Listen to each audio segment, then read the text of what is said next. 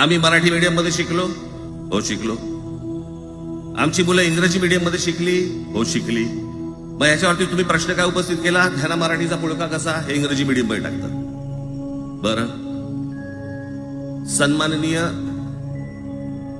माननीय बाळासाहेब ठाकरे आणि माझे वडील श्रीकांत ठाकरे हे इंग्रजी मीडियम मध्ये शिकलेले आहेत. या दोघांवरती तुम्ही मराठीबद्दल शंका घेऊ शकता का? Lal Krishna Advani Saint Patrick high school Christian missionary school मध्ये शिकले. हिंदुत्वावर शंका घेऊ का त्यांच्या?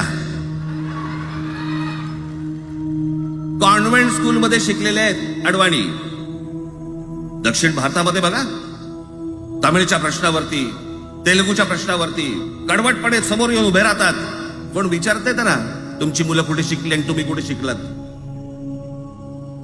उद्या मी हिब्रू भाषेत शिकीन आणि मराठीपणाचा कडवट अभिमान बाळगीन, काय प्रॉब्लेम आहे?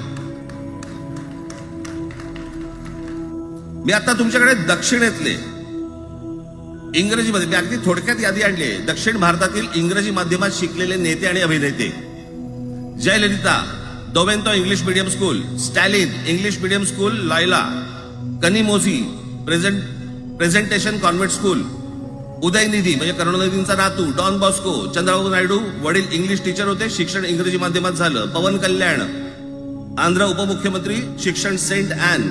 नारा लोकेश एनटीआरचा नातू, चंद्रबाबूंचा मुलगा, स्टॅनफोर्ड स्कूल.